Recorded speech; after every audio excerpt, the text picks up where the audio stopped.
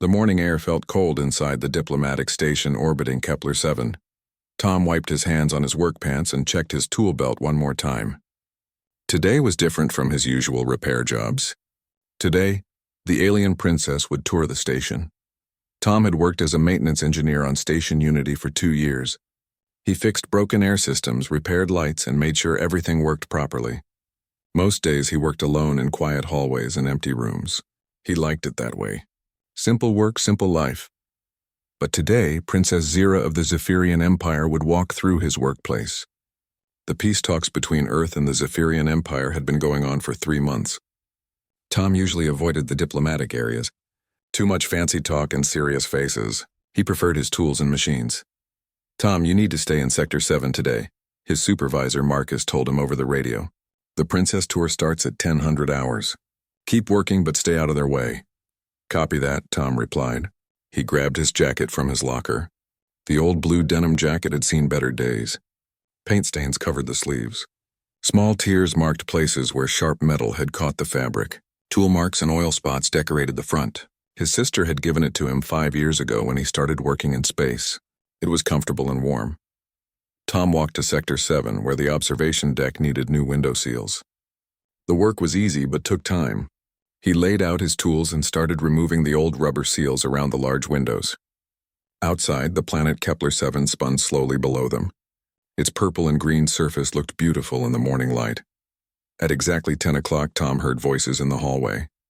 The tour group was coming. He kept working, trying to stay invisible. The voices grew louder as they entered the observation deck.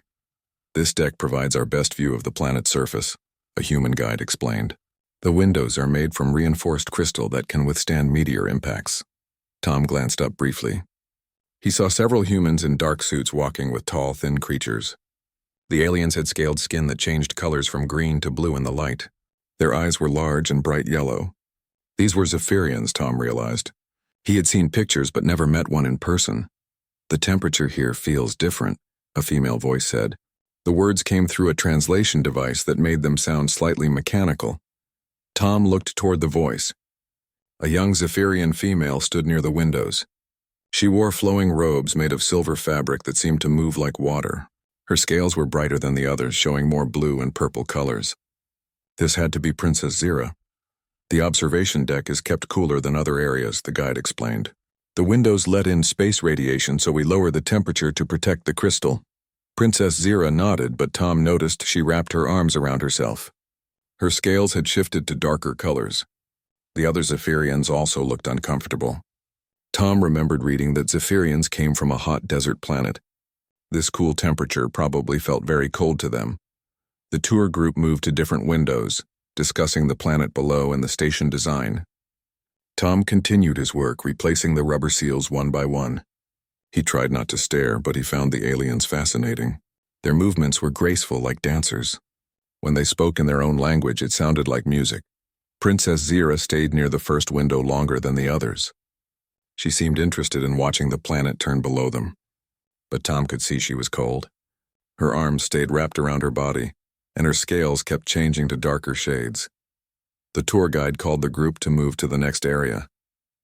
Princess Zira followed slowly, still looking cold and uncomfortable. Something inside Tom felt bad for her. She was clearly trying to be polite and interested, but the cold was making it hard for her to enjoy the tour. Without thinking much about it, Tom stood up from his work.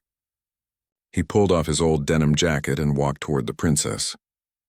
The tour group had stopped near the exit, listening to the guide explain something about the station's defense systems.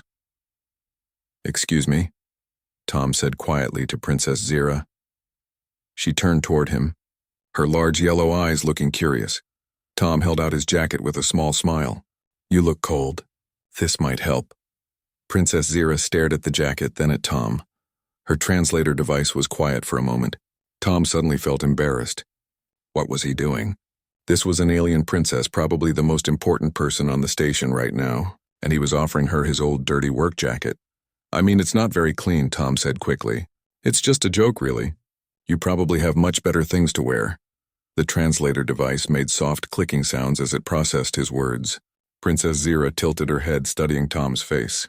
Her scales shifted to lighter, more colorful shades. "You offer me your covering?" she asked through the translator. Well, yes. I mean, if you want it. You just looked cold and this jacket is pretty warm, but it's old and dirty, so you probably don't want it. Tom started to pull the jacket back, feeling more embarrassed by the second, but Princess Zira reached out and gently took it from his hands. I accept your gift, she said formally. Thank you for your kindness. Tom watched in surprise as she put the jacket on over her silver robes. The faded blue denim looked strange against the flowing fabric, but Princess Zira seemed pleased. She pulled the jacket closer around her body and her scales brightened to happy yellow and green colors. Tom, what are you doing? Marcus's voice came through Tom's radio, sounding worried. The tour guide had noticed the interaction and was walking over with a concerned expression. Several of the human diplomats looked alarmed. The other Zephyrians in the group were staring at their princess wearing a human worker's jacket. Your Highness, the tour guide said carefully, if you're cold, we can adjust the temperature in this area. No need, Princess Zira replied. This human covering provides sufficient warmth. Tom wanted to disappear into the floor. He had probably just created a diplomatic incident. She can keep it, he said quickly. It's not important. Your name? Princess Zira asked Tom. Tom Miller. Tom Miller. I will remember your kindness. The tour group moved on, but Tom noticed several people looking back at Princess Zira wearing his jacket. He returned to his work wondering what he had just done. His hands shook slightly as he picked up his tools. Tom, report to my office after your shift, Marcus said through the radio. We need to talk. Tom worked for the rest of the day wondering if he was in trouble. He had given his jacket to an alien princess without permission. The diplomats were probably angry. Maybe he would lose his job. But as the day went on, other workers started talking about what had happened. The story spread quickly through the station. Some people thought it was funny. Others worried about diplomatic problems. A few said it showed human kindness. That evening, Tom walked to Marcus's office expecting the worst. But when he arrived, Marcus was smiling. Sit down, Tom, Marcus said. Tell me exactly what happened with the princess. Tom explained the whole story.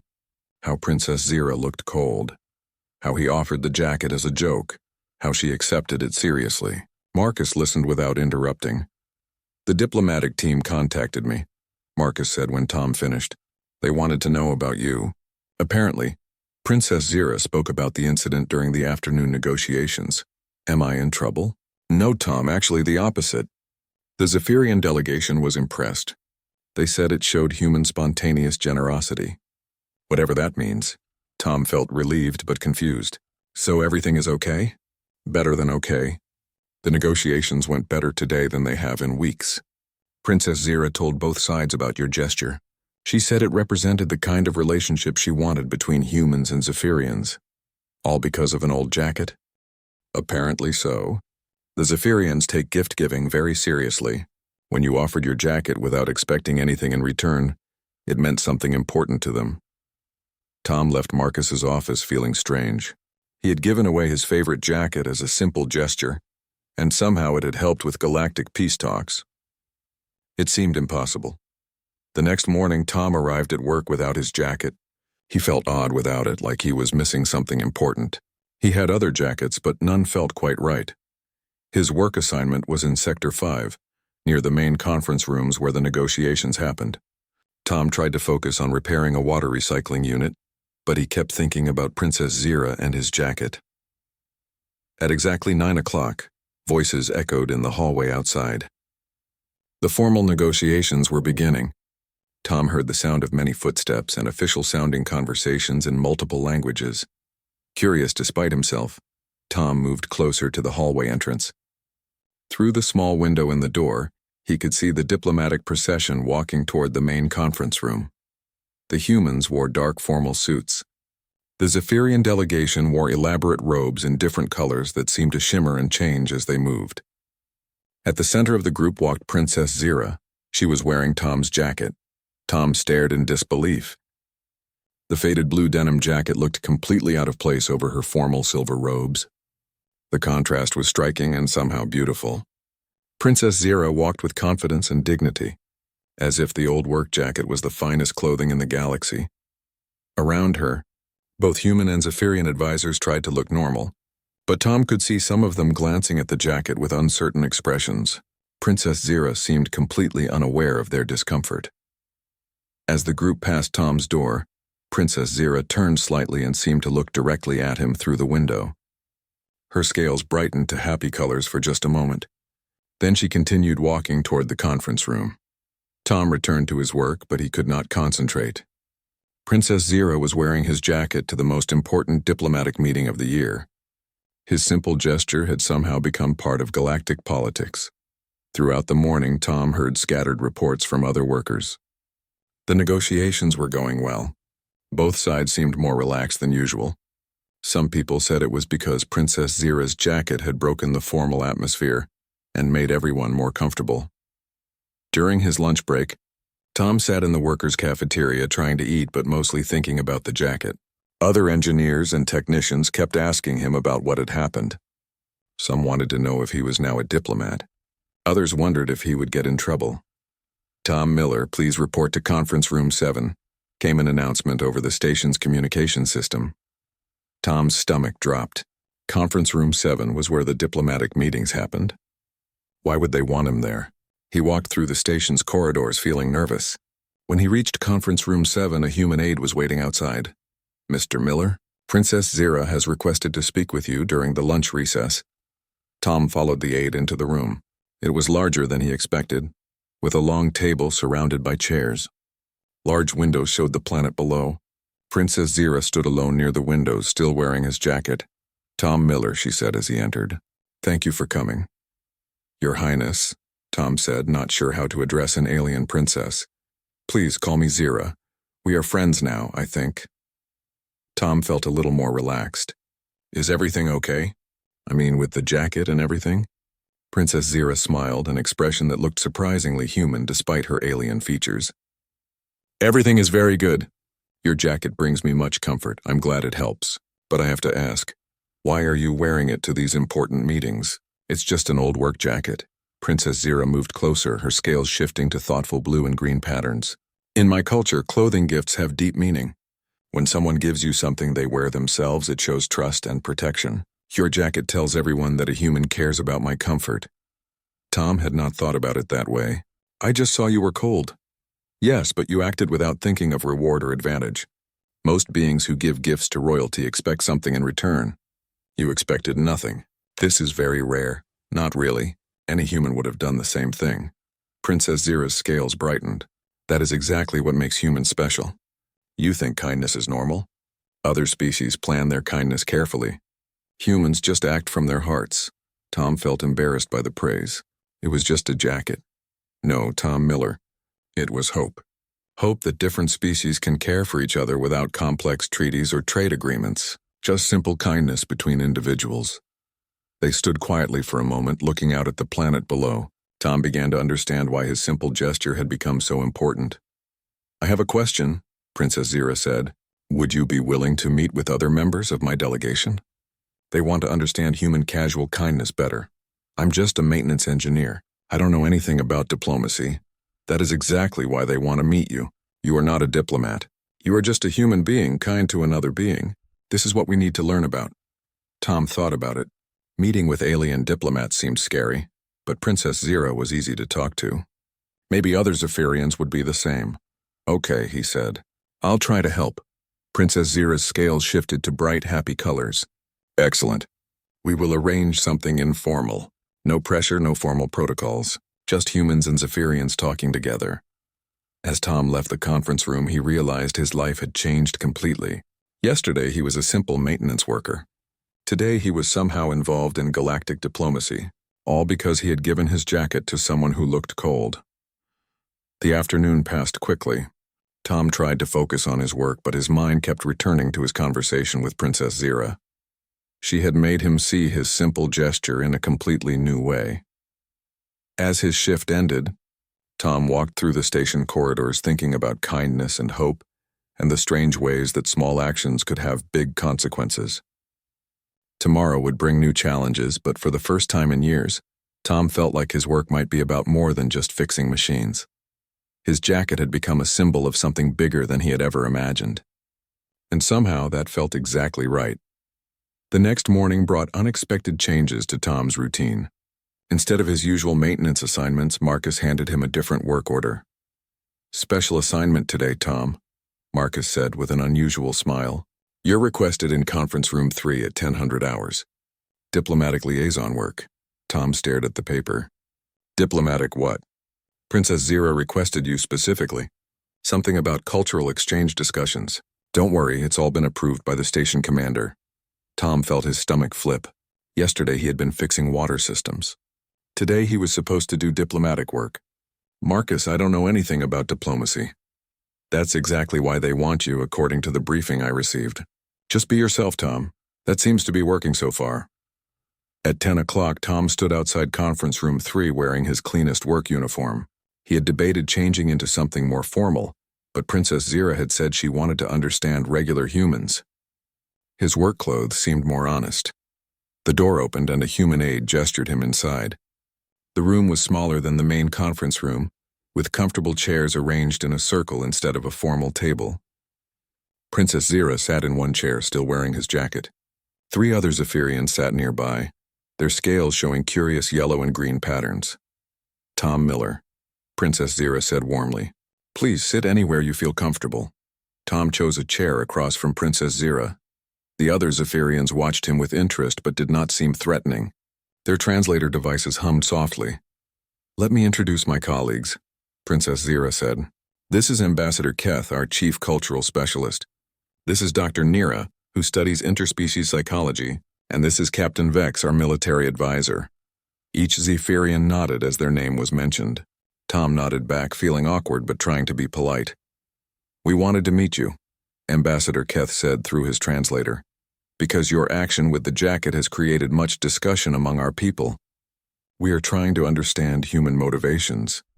"I don't really have complicated motivations," Tom said honestly. She looked cold, so I offered my jacket. "That's all." Dr. Nira leaned forward, her scales shifting to brighter colors. "But you expected no payment, no favor in return." "Why?" Tom thought about the question. "Because that's just what you do. If someone needs help and you can help them, you help. It's normal." The Zephyrians exchanged glances.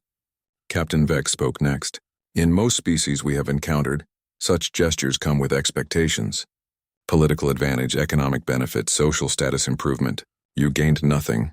"I gained the good feeling of helping someone," Tom said. "That's something." "Explain this good feeling," Dr. Nira requested. Tom struggled to put it into words. "When you see someone uncomfortable or in need and you can do something about it, helping them makes you feel better inside. Like you did something right. It doesn't need to be complicated," Princess Zira smiled. "This is what I tried to explain to the council yesterday.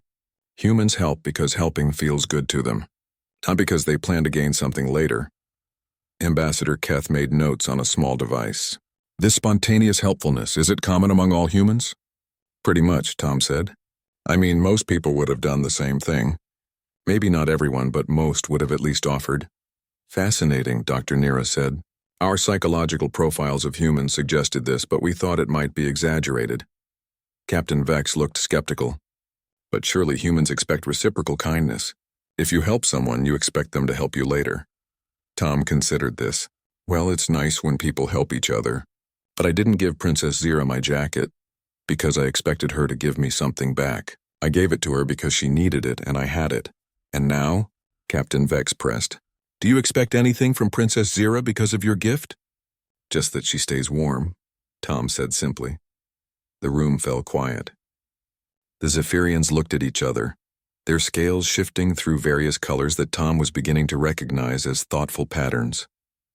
Princess Zira broke the silence. "Tom, would you be willing to answer more questions? My people are very interested in understanding human nature better." "Sure, I guess, but I'm not special or anything. I'm just a regular guy who fixes things." "That is exactly what makes you valuable to our discussions," Ambassador Keth said. "You represent normal human behavior. This is what we need to understand." For the next hour, the Zephyrians asked Tom questions about human society, relationships, and customs. They wanted to know about families, friendships, communities, and how humans treated strangers.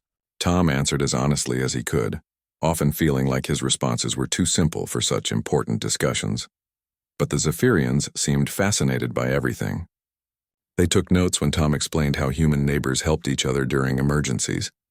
They asked detailed questions about how humans made friends without formal introduction ceremonies.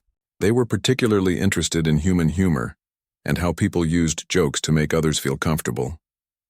In Zephyrian society, Dr. Nira explained, social interactions follow specific protocols. We have ceremonies for meeting new people, formal procedures for offering help, established ways to show respect. Humans seem to do all of this naturally without rules. We have some rules, Tom said, but mostly we just try to be nice to each other. It's not that complicated. But how do you know what nice means? Captain Vex asked. Without formal guidelines, how do you know if your actions are appropriate? Tom thought about this. I guess we learn by watching other people and seeing what makes them happy or sad. If something makes someone feel good, it's probably nice. If it makes them feel bad, it's probably not nice. Princess Zira's scales brightened.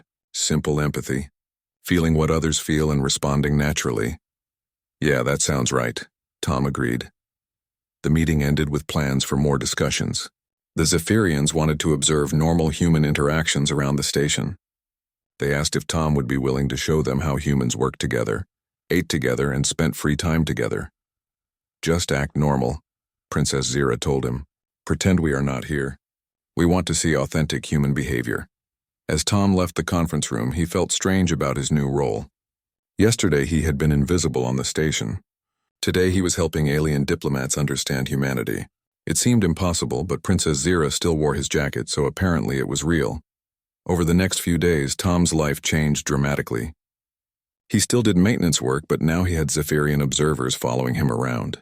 Princess Zira and her team watched him repair systems, interact with other workers, and go about his daily routine. At first, Tom felt self-conscious. Having alien diplomats watch him eat lunch or joke with co-workers seemed weird. But the Zephyrians were genuinely interested and asked thoughtful questions about everything they observed. Why did you share your food with Marcus when his meal dispenser broke? Dr. Nira asked after lunch on the second day. Because he was hungry and I had extra, Tom explained. It's just what friends do. But you gave him the better portion of your meal. You kept less for yourself. He's older and works harder than me. He probably needed it more. The Zephyrians took more notes. They seemed amazed by every small act of human consideration. On the third day, something unexpected happened. Tom was working on an air filtration unit when alarms started sounding throughout the station. Emergency lights flashed in the hallways. All personnel to emergency stations, came the announcement. Hull breach in Sector 12. This is not a drill. Tom dropped his tools and ran toward Sector 12. His emergency training kicked in automatically. Hull breaches were serious. People could die if the breach was not sealed quickly. When he arrived at Sector 12, Tom found chaos. A small meteor had punched through the outer hull, creating a hole about the size of a dinner plate. Air was rushing out into space, and the emergency force field was struggling to. Hold, we need emergency patches now, shouted Chief Engineer Davis.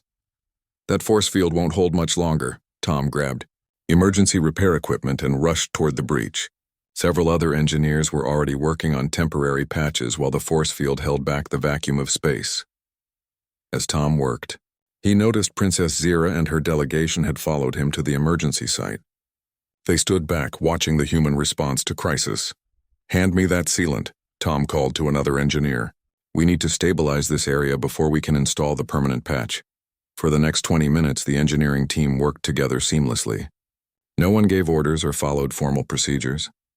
Each person saw what needed to be done and did it. They shared tools, covered for each other, and worked as a single unit focused on solving the problem. Tom found himself working directly with Sarah from the day shift and Mike from systems control. None of them discussed who was in charge or what the proper procedure was. They just worked together until the breach was sealed and the emergency was over. When the all-clear signal sounded, Tom noticed the Zephyrians talking excitedly among themselves. Their scales showed bright animated colors that Tom had learned meant excitement or surprise. That was remarkable, Ambassador Keth said to Tom as the area cleared. Your emergency response showed no formal hierarchy, no chain of command, yet everyone worked together perfectly. We're all trained for emergencies, Tom explained. When someone needs help, you help. When there's a job to do, you do it. But who was the leader? Captain Vex asked. Tom thought about it. I guess we all were. Everyone just did what they were good at. Dr. Nira was taking rapid notes. Spontaneous cooperation without authority structures. Fascinating. Princess Zira approached Tom, adjusting his jacket around her shoulders. This is what I tried to explain to our council. Humans work together naturally, without needing complex social protocols. That evening, Tom was called to another meeting with the Zephyrian delegation. This time the room felt different. The alien seemed more excited, more energetic than before. Tom, Princess Zira began, today's emergency response has convinced my delegation of something important.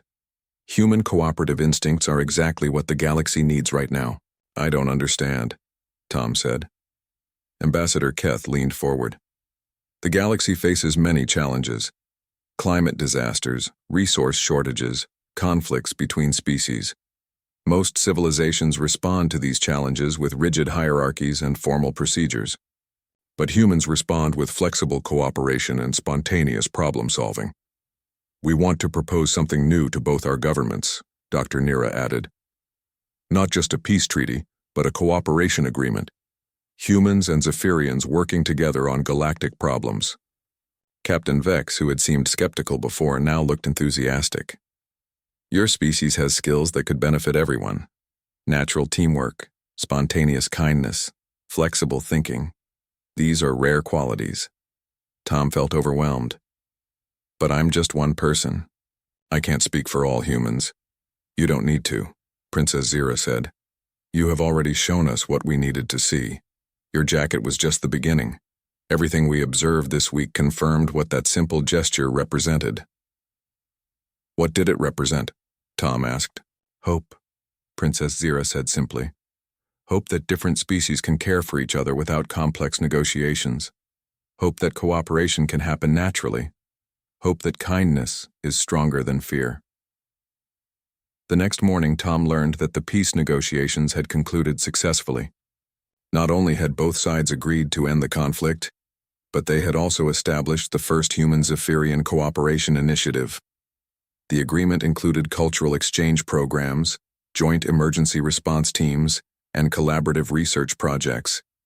Tom was offered a position as cultural liaison specialist, but he declined. He preferred his maintenance work. However, he did agree to help train other humans who would work with Zephyrian teams. You taught us something important, Princess Zira told him at their final meeting. You showed us that the best diplomacy happens between individuals, not just governments. One human being kind to one Zephyrian did more for our relationship than months of formal negotiations. It was just a jacket, Tom said, still amazed by everything that had happened. No, Princess Zira replied, touching the faded denim she still wore. It was a bridge between worlds, a symbol that caring for others is the foundation of all good relationships. She looked down at the jacket, with its patches and stains and signs of hard work. I will keep this always. Not just as a reminder of your kindness, but as a reminder that the most important things in life are often the simplest ones. As Princess Zira and her delegation prepared to return to their home world, Tom realized he had learned something too. His simple gesture had shown him that ordinary people could make extraordinary differences. Kindness really was powerful. Caring for others really did matter. The jacket had become famous throughout both human and Zephyrian space. Stories about the maintenance engineer who gave his jacket to an alien princess spread across worlds. Children learned about Tom and Princess Zira in their schools. The jacket became a symbol of hope and cooperation. But for Tom, the most important thing was simpler. He had helped someone who needed help. Everything else was just the natural result of doing what felt right. Princess Zira kept her promise.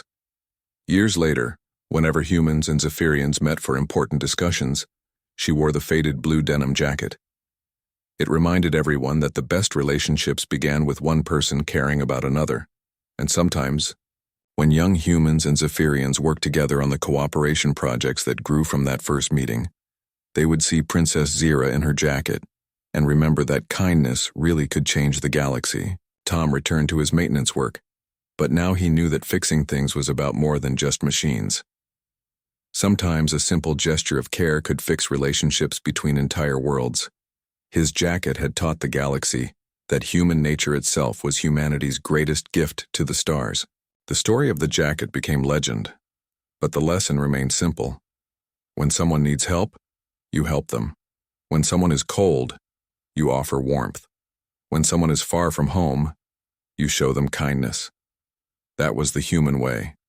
And now, it was becoming the galactic way too.